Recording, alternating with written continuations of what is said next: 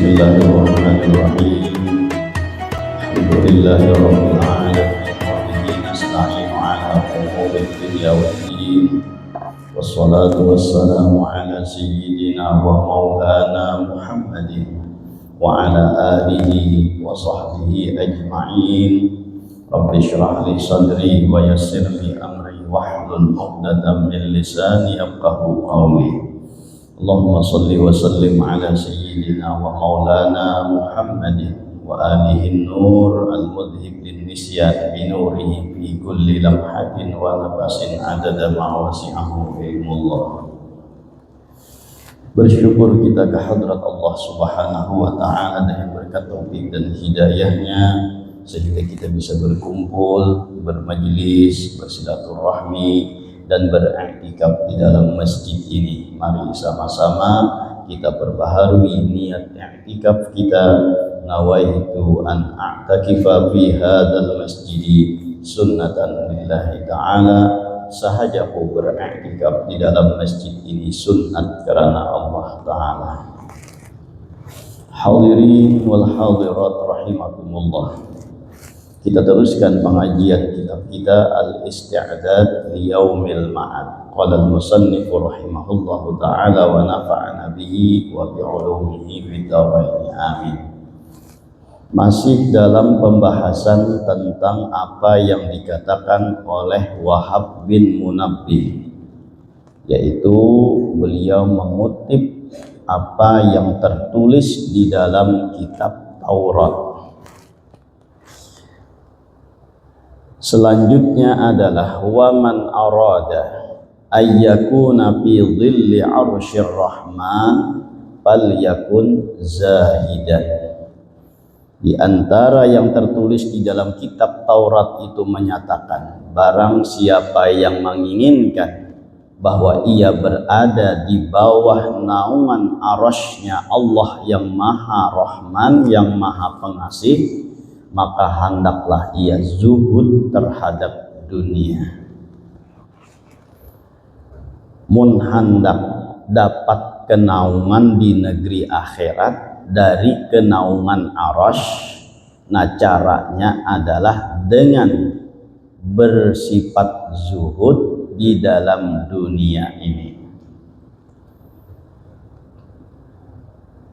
Kita sudah mengetahui di negeri akhirat itu, di padang mahsyar itu panasnya luar biasa, karena diriwayatkan bahwa matahari itu hanya sejengkal dari kepala kita. Luar biasa panasnya, kena kamana hendak betaduh, kamana hendak mencari kenaungan. Nah, salah satunya bisa bernaung di bawah naungan arasy dengan cara bersifat zuhud di dalam dunia ini. Jangankan di akhirat dahulu tuh, di dunia nih aja, nah waktu musim panas nangka ini tengah hari bebaju kada, besandal kada, turun ke tanah, ayo kalapak-kalapak kepanasan, ya lah. Ini di dunia nih, jarak matahari itu berapa mil, berapa kilo, berapa jaraknya antara kita. Itu pun kita merasa kepanasan. Nang mengatam-ngatam nang kapahumaan nih. Jakanya kau betaduh aja dahulu ta. Saking panasnya ta di tengah hari nangin ta. Apalagi kena di negeri akhirat, di padang mahsyar, orangnya kada sing bajuan, kada sing pakaian, dan kada ba sandal napa-napa. Sampai itu Sayyidah Aisyah tuh merasa dan membayangkan kayak apa di negeri akhirat tuh mun kada sing bajuan, kada sing selawaran. Ujar Sayyidah Aisyah, wahai Rasulullah, kayak apa? Pada habis itu tak kumpul lalakian bibinian di padang mahsyar tuh, maka kada sing bajuan, kada sing pakaian lalu napa-napa tuh, mak kada supan lah wahai Rasulullah. Ujar Rasulullah, kada ada lagi supan itu. Nang dipikirakannya tuh selamatkah kadakah, sehingga orang tuh kada memikirkan orang lain lagi, nang dipikirakannya dirinya seorang, masing-masing memikirkan diri seorang, kada lagi melihat lawan orang lain, kada lagi tuh saling belilihatan, kada saling lagi tuh maningau saikong kasaikong maningau saikong maningau kasaikong, kada lagi nang dipikirakan tuh seorang aja nih, selamatkah kadakah. Saking sibuknya memikirkan seorang tuh kada taperhatiakan orang lagi.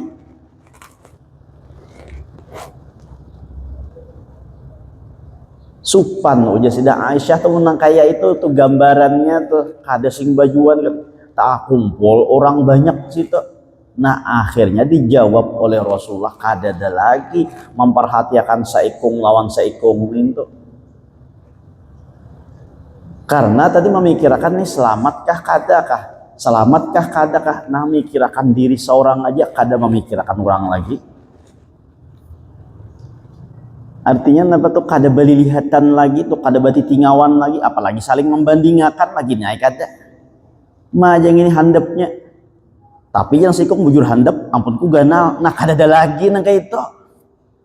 Kulupang tuh saling mbak uurahan, saling mbak apa nanti bahapakan kah, maliate sikong umah aja panjangnya nenek, bujur panjang tapi halus, nah ya pulang tuh kada ada lagi nang kayak itu. Karena apa? Karena sibuk memikirkan diri masing-masing aja.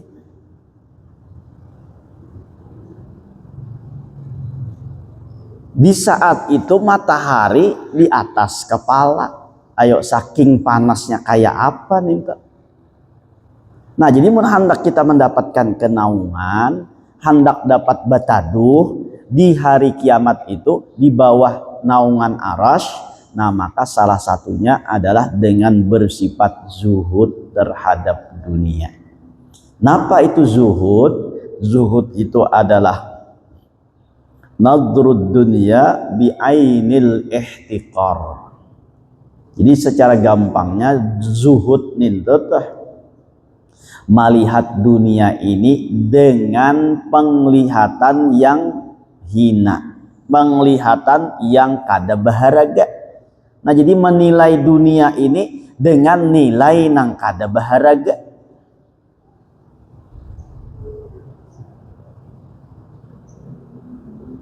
Artinya tuh napa, kada mengagung-agungkan dunia toh, kada menganggap dunia tuh besar toh, kada menganggap dunia tuh penting toh.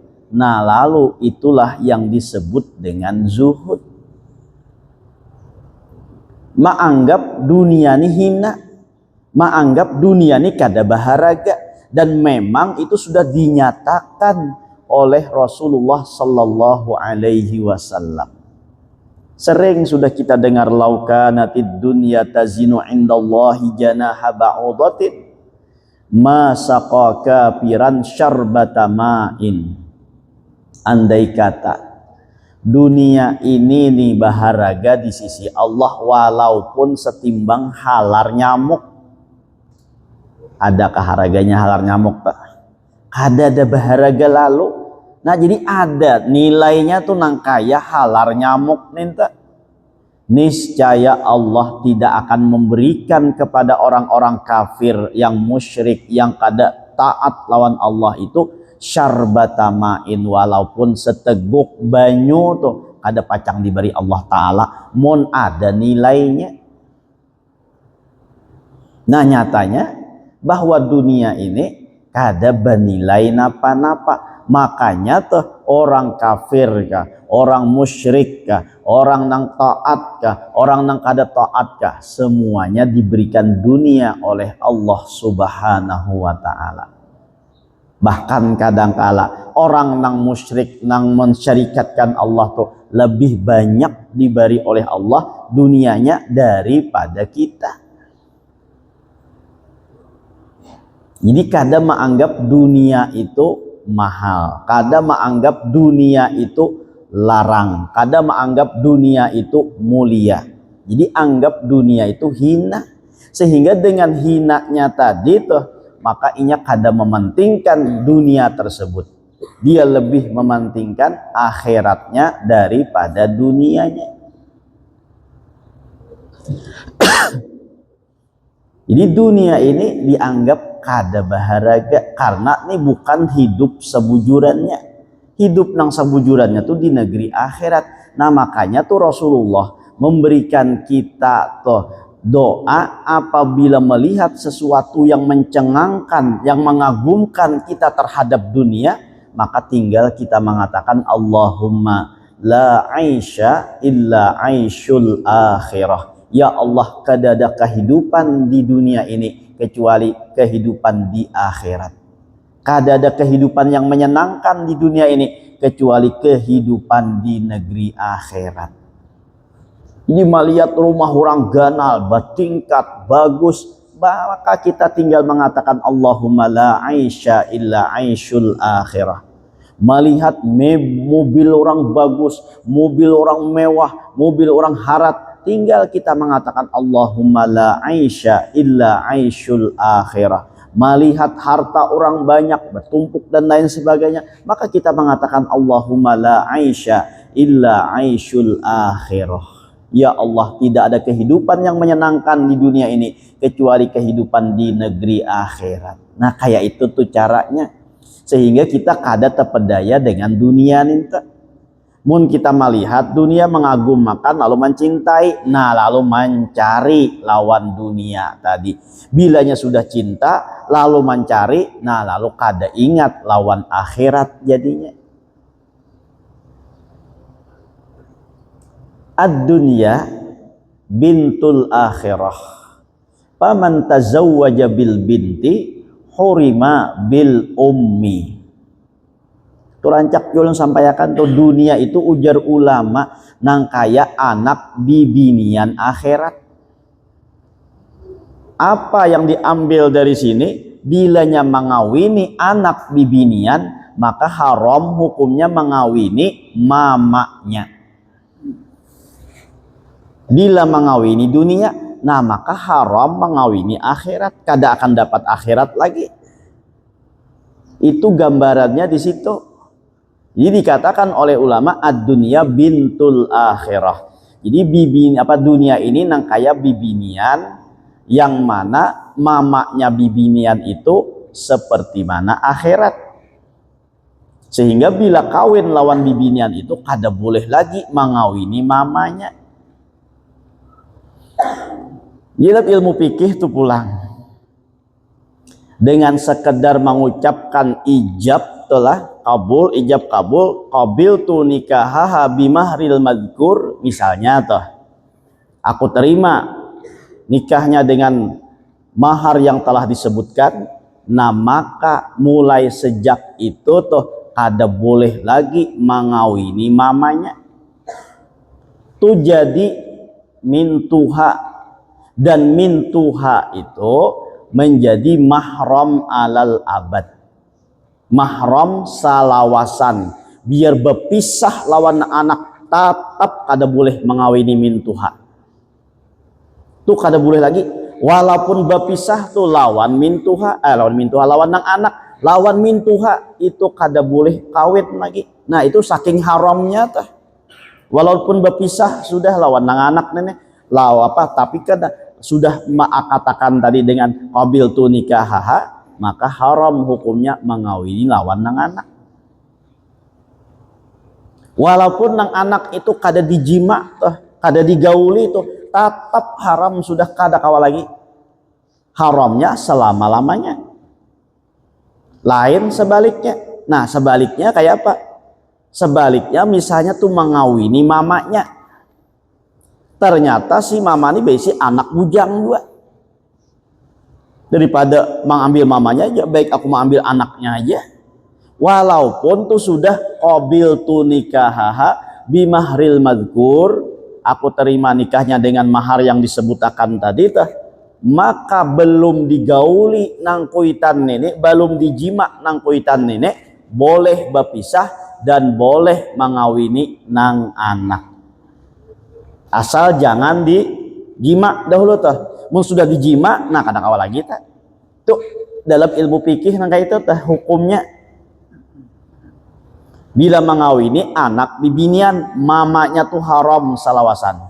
Bila sudah qabil tuh nikah bimahril madkur tadi tah. Setelah akad ninta biar digaulikah, kada digaulikah, dijima atau kada dijima kata tita, maka salawasan itu kada boleh dikawini lagi. Itu mamanya. Tapi kalau mengawini mamanya tadi pulang sebaliknya tuh dalam ilmu fikih belum sampai dijima walaupun sudah baakat tadi itu sudah ijab kabul tapi belum napa dijima nang kuitannya ninta, lalu melihat bibi ini ada anaknya nang bungas lalu berpisah lawan nang kuitan ambil nang anak itu masih dibolehkan. Nah jadi diibaratakan oleh ulama dunia ini nang kaya anak bibinian akhirat. Jadi barang siapa nang mengawini anak bibinian ini haram mengawini nang kuitan. Artinya bila mengambil dunia maka akhirat kada dapat. Tapi bila mengambil akhirat dunia pun akan ikut. Gitu loh toh bila kawin mamanya. Nah jadi anak juga itu narannya anak tiri loh toh umpat juga narannya tah. Jadi mengawini nang kuitan nang anak umpat juga jadinya. Tapi walaupun anak tuh kada boleh dijima, ya kada boleh dikumpulkan tuh, tapi umpat lawan nang bini tadi tuh jadi mengumpati juga. Nah itu juga tuh dunia itu bila diambil dunia akhiratnya kada umpat. Tapi bila mengambil akhiratnya dunianya turut juga tuh. Nah, itu yang dikatakan oleh ulama diambil dari bintul akhirah. Di bibinian dari anak bibinian akhirat tuh. Baja muka itu aku mau ambil dunia aja. Jurang kenapa jadi ambil dunia? Berarti ya akhirat tuh janda lah. Nah, itu lain pulang nih itu lain apa namanya? Lain apa namanya? Itu ibaratnya lain nih itu nang diambil. Isidin mau ambil ya berarti dia akhirat tuh janda, dunia ini anak perempuan akhirat. Nah berarti aku mau ambil dunia aja. Dunia ini perawan berarti nang kuitan tuh berarti janda. Nah lain nang itu. Nang diambilnya itu bila mengawini nang anak nang kuitan kada dapat, kada boleh dikawini. Nah itu juga bila mengambil dunia maka akhirat kada akan dapat. Itu nang diambil ibaratnya tuh lain nang ibaratnya nang kakanak apa anak perempuan akhirat berarti akhirat janda, dunia ini berarti perawan. Nah baik mengambil dunia aja guna nyata sudah perawan itu lain itu. Nah jadi dunia ini pulang ujar Imam Ali karramallahu wajhah, ad-dunya halaluha hisabun wa haramuha iqabun. Dunia ini halalnya dihisap, dihitung, ditakunakan, ditanya oleh Allah Subhanahu wa taala. Nah, wa haramuha bila ada nang haramnya iqabun disiksa oleh Allah Subhanahu wa taala. Dunia ini halalnya dipertanyakan, haramnya akan diazab. Nah, jadi puncak daripada mengambil dunia yang haram itu diazab oleh Allah Subhanahu wa taala. Nah, jadi berhati-hati ya kita hidup di dunia ini, jangan mementingkan mengumpulkan harta demi kenyamanan dunia, kada tahu lagi di halal lawan nang haram. Di haram itu puncaknya adalah azab. Efek sampingnya nang haram itu banyak, tapi puncaknya adalah azab dari Allah Subhanahu wa taala. Mun misalnya pang ya, ini contoh aja tah. Mun misalnya pang ya, ma'anu nang haram tapi kada tahu itu nang haram, apa hukumnya? Ya kan? Misalnya haram tuh tapi kada tahu. Nah, apa hukumnya? Maka secara hukum fikih haram nang kada diketahui tadi itu jadi halal, kada apa-apa, kada berdosa. Karenanya kada tahu. Tapi bila ipik memakan nang haram, nah tuh kada kawa dikikis ipiknya teh. Contoh gampangnya, misalnya orang ini kada tahu bahwa itu buah kacubung. Misal aja toh ya kan, wah ini viral pak kacubung ini nih, ya kan?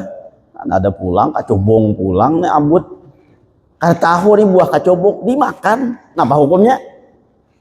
Dikira sayur aja tuh atau dikira buah aja tuh. kada tahu hukumnya. Nah maka kada tahunya itu pada kacubung itu, maka hukumnya kada haram, hukumnya kada berdosa. Tapi ipiknya makan dari pang mabukkah kadakah, walaupunnya kada tahu pasti mabuk juga. Nah itu juga makan nang haram walaupun kada berdosa tadi itu, tapi ipik nang haram itu kayak makan kacubung tadi, inya mabuk gitu walaupun nya kada tahu, kacubung, tapi mau dimakan pak mabuk kah kadakah. Kalau pang gara-gara karena kada tahu nang ini lalu dimakan kada mabuk, kada mabuk juga. Nah kayak itu juga nih nang haram nih, nah karena memang kada tahu ini nang haram lalu dimakan, memang memakannya tuh kada mengandung dosa, tapi ipiknya masuk ke dalam parut itu tetap ada. Jadi ada ipik sampingnya tuh. Nah jadi ini kita berhati-hati pada lawan nang haram nenek, ya kah? Nang kada bersengaja aja tuh memakan nang haram, itu pun tak karena ipiknya, apalagi amun bersengaja memakannya nih. Nah jadi dunia ini adalah bila nang halal dipertanyakan, bila nang haram akan diazab oleh Allah Subhanahu wa taala. Nah, jadi orang yang bersifat zuhud, dia kadang menganggap dunia itu berharga, dianggap remeh aja, dianggap biasa aja, ada nang baharaganya. Kada mengagungakan dunia tuh, kada menganggap dunia tuh berharga di sisi inya. Nah jadi mun hendak mendapatkan kenaungan di negeri akhirat, di bawah kenaungan arasy, diantaranya adalah bersifat zuhud. Ya kan selain daripada bersifat zuhud kan ada 7 golongan tuh nang langsung dinyatakan oleh Rasulullah nang dapat kenaungan di hari kiamat. 7 golongan, di antaranya imam nang adil, ya kata. Nah di antaranya lagi adalah orang yang tumbuh dewasa dalam taat ibadah kepada Allah. Di antaranya lagi adalah orang yang hatinya terpaut dengan masjid. Di antaranya lagi adalah orang yang bersedekah sedangkan orang lain tidak mengetahui sedekahnya tersebut. Di antaranya adalah orang yang takut kepada Allah, saking takutnya sampai mengalirkan air mata, menangis karena takut kepada Allah. Nah itu di antara yang dinyatakan langsung oleh Rasulullah orang yang mendapatkan kenaungan karena di negeri akhirat. Sedangkan di sini, nah ini salah satunya juga adalah orang yang mendapatkan kenaungan di negeri akhirat, dan ini tertulis di dalam kitab atau di dalam apa namanya, di dalam Taurat, kitab suci orang-orang Nabi apa tuh pengikut Nabi Musa itu kah. Nah kalau Injil kan Nabi Isa, nah, kalau Zabur kan Nabi Daud, nah kalau Al-Quran itu Rasulullah. Nah jadi ini Taurat ini yang terdapat di dalam kitab pegangan kitab sucinya pengikut apa Nabi Musa dan pengikutnya. Jadi di sana dikatakan zuhud terhadap dunia itu dapat karena di negeri akhirat kenaungan di bawah kenaungan arasy. Wa man arada ayyakuna hisabahu yasiran falyakun nasihan li nafsihi wa ikhwanihi. Barang siapa yang menginginkan hisabnya nanti pendek, hisabnya nanti mudah, fal yakun nasihan, maka hendaklah ia menjadi orang yang menasihati li nafsihi wa ikhwanihi, untuk dirinya dan untuk saudara-saudaranya. Menjadi menasihati kepada dirinya dan saudara-saudaranya, ya termasuk keluarga dan masyarakatnya tuh.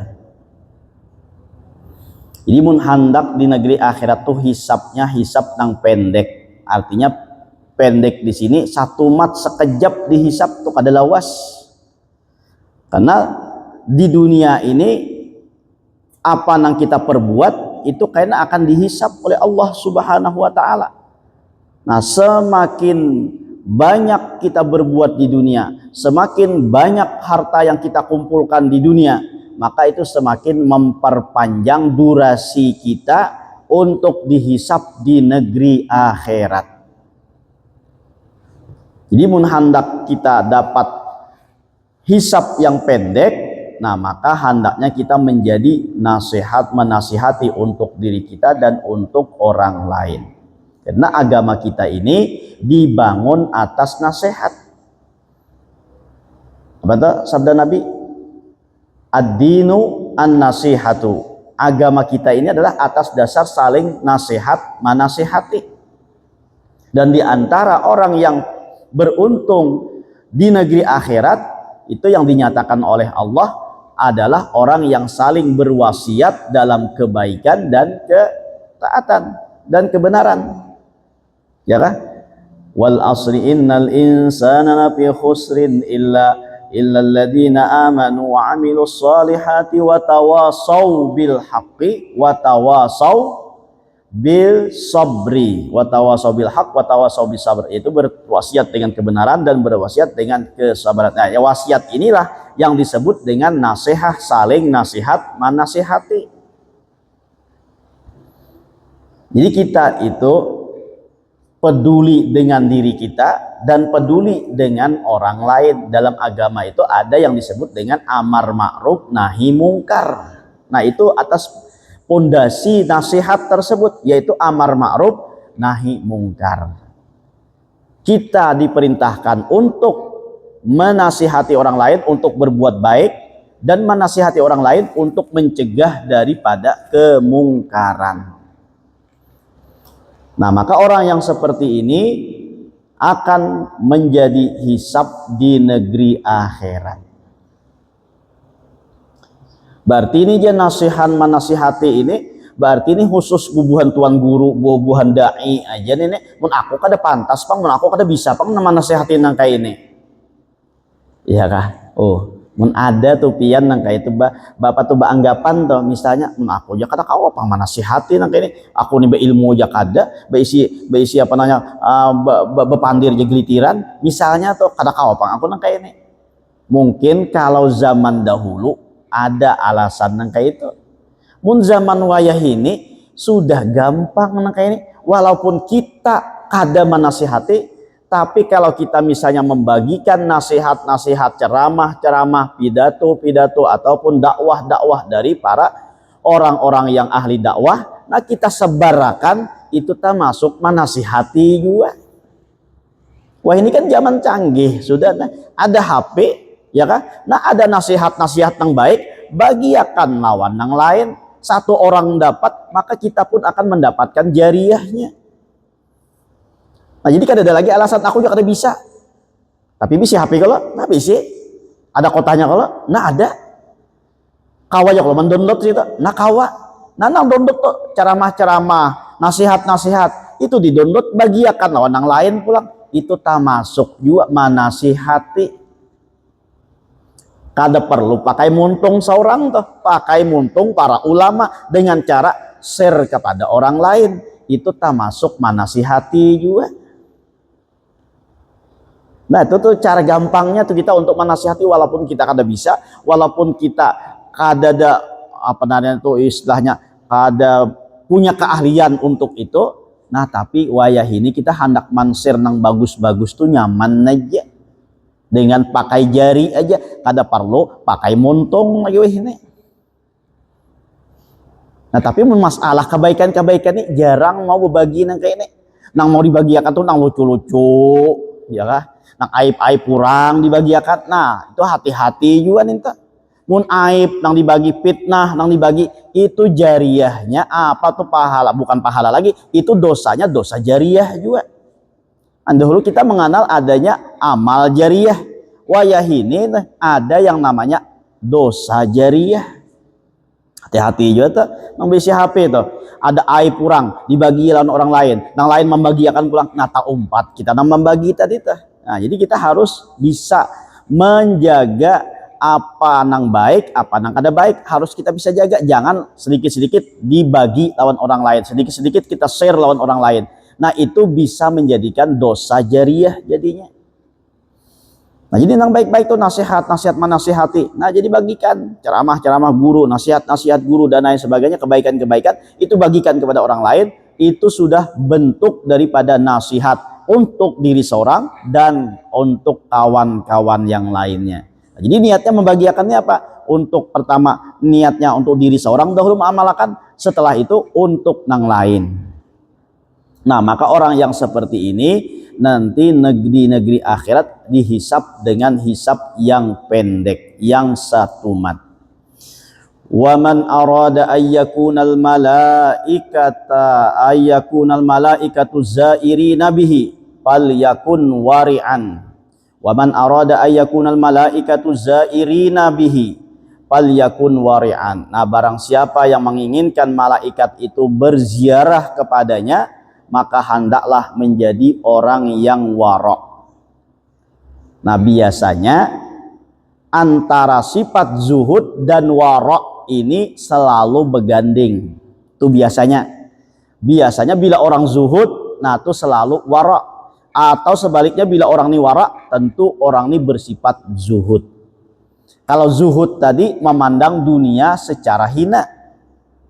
Kalau wara' ini adalah berhati-hati dari sesuatu yang haram.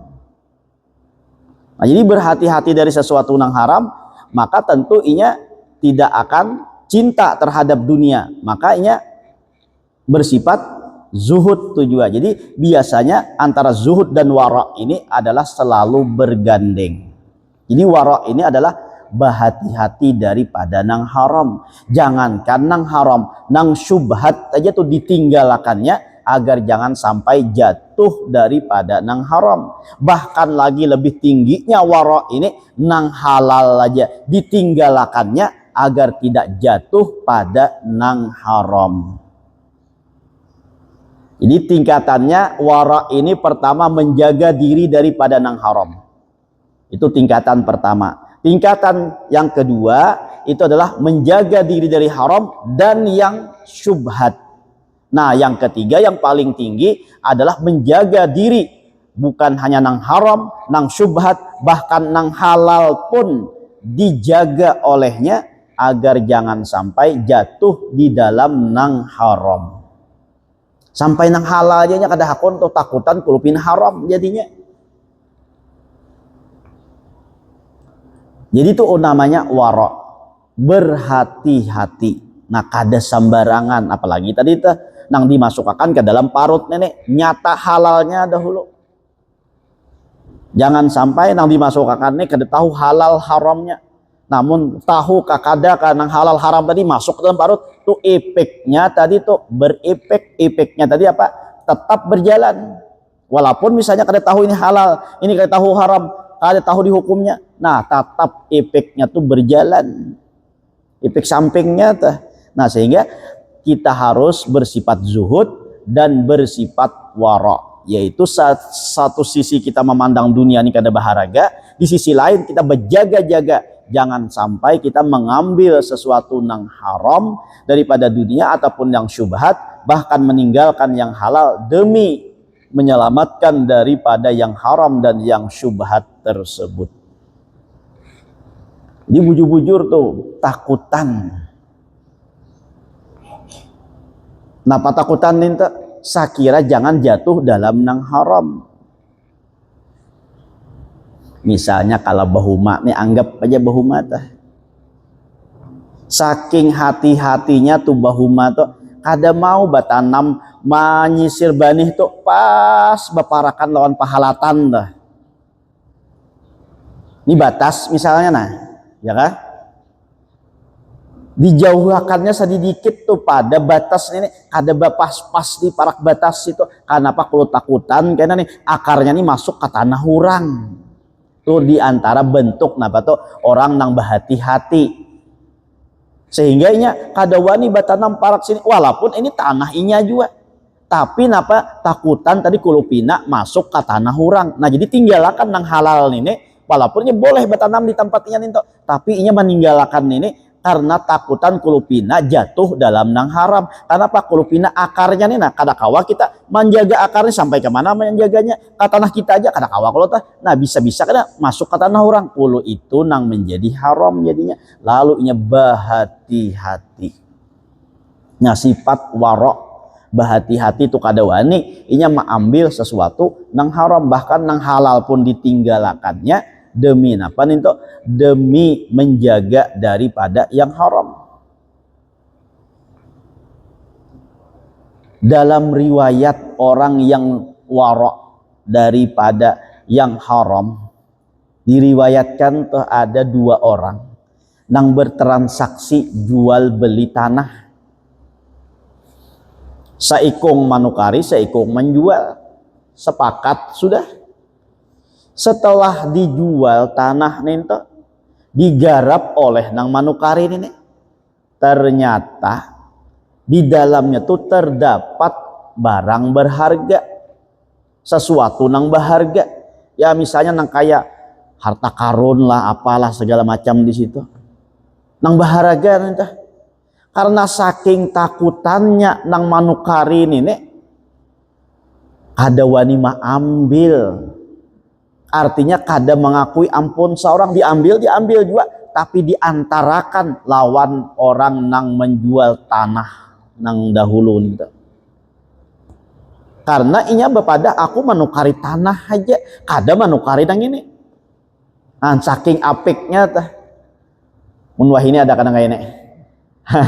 Ada kana kayak ini, rasa kada ada lagi nang kayak ini. Wah ya ini tanah aja tuh bakakat-kakatan. Apalagi di kota-kota itu, ya Allah, balapis sertifikat nih tak. Balapis ada nang lapis 3, lapis 4. Jak lapis 7 nyaman sedikit membagi itu, sekung lapis seorang, sekung lapis seorang, ya kata 7 lapis jadinya. Kan ada berlapis-lapis nang kayak ini. Apalagi itu di tanah kota itu kan baharaga, lawas kada taliati, bisa hilang jadinya. Ada pulang nama hanyari sertifikatnya. Maka tanah ini pulang tuh, ya kata. Maka tanah ini pulang tuh, banyak preman-premannya pulang. Nah, tahu seorangnya pian. Jadi ini si Din ini nang manukari ini nih. Karena kada merasa manukar nang ada di dalamnya nenek, nah maka mengembaliakan lawan ampun tanah nang berjual nang awal tadi. Nang ampun tanah pulang kada hendak menerima. Man saking waraknya tuh. Karena aku sudah berjual di situ, nang apa nang ada di situ, ku jual samunyaan sudah. Itu lain hakku lagi, itu hakikam. Bakalahi pandir Jepang nih, saya kok nggak ada hendak, saya kok nggak ada hendak juga, kan anehnya. Saking apa tuh, saking menjaga daripada mengambil hak orang lain. Aku sudah menjual lawan ikam, pokoknya aku tahu dia apa lagi, ikam aja lagi nih tuh. Ujar nang manukari, aku manukari tanahnya aja, aku tahu nang ini. Ikam gan jakanya ada di situ, mungkin amun naik menjual tanahnya nih tuh. Ujar nang manukari, akhirnya apa tuh, saling kada mau menerima. Akhirnya dibawalah kepada hakim. Hakim nama mutusakan. Jar hakim ma'anui nang manukari kam ada kabesi anak. Inggih hakimai. Anak apa kam? Ulun na lakian. Nang saikong pa kam apa ada bisi anak? Ulun bibinian. Nah, sudah ya hakim kada usah apa-apa lagi.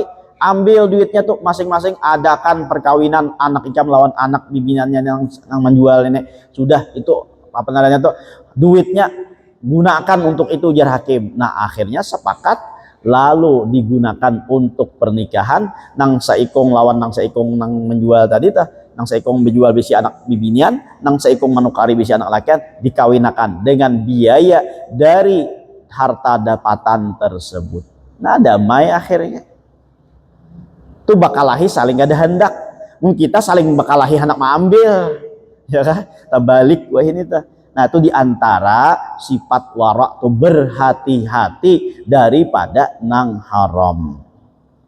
Maka orang yang bersifat warak seperti ini itu disenangi oleh malaikat, lalu diziarahi, didatangi, nah dikelilingi oleh para malaikat. Selanjutnya kita bahas nang akan datang pulang, mudah-mudahan dengan berkat kita berkumpul diampunkan segala dosa kita, dosa kedua orang tua kita, dosa guru-guru kita, dan dosa kaum muslimin wal muslimat. Mudah-mudahan dipanjangkan umur, disehatkan badan, dilapangkan dari segala urusan, dikabulkan dari segala hajat dan permohonan. Semoga kita dimatikan dalam keadaan iman wal Islam, masuk surga bersama Rasulullah sallallahu alaihi wasallam. Amin ya rabbal alamin. belum kita halal, minta maaf, minta ridha dunia akhirat ala hadhihi niyyah wa kulli niyatin salihah wa ala ma nawa bihi salafus salih wa ila hadratin nabi al-fatihah. Alhamdulillahi rabbil alamin arrahmanir rahim maliki yaumiddin iyyaka na'budu wa iyyaka nasta'in shiratal mustaqim shiratal ladzina an'amta 'alaihim ghairil maghdubi 'alaihim waladdallin. Bismillahirrahmanirrahim. Alhamdulillahi rabbil alamin wassalatu wassalamu ala sayyidina Muhammadin wa ala alihi wa sahbihi ajma'in. Allahumma anfa'na bima 'allamtana wa 'allimna ma yanfa'una wa zidna ilma wa zidna ilma wa zidna ilma. Allahumma faqihna fid din wa 'allimna ta'wil. Allahumma inna nas'aluka fahman nabiyyin wa hifdzal mursalin wa ilhamal malaikatil muqarrabin bi rahmatika ya arhamar rahimin. Allahumma asturna bi satrikal jamil. Allahumma asturna bi satrikal jamil. Allahumma asturna bi satrikal jamil.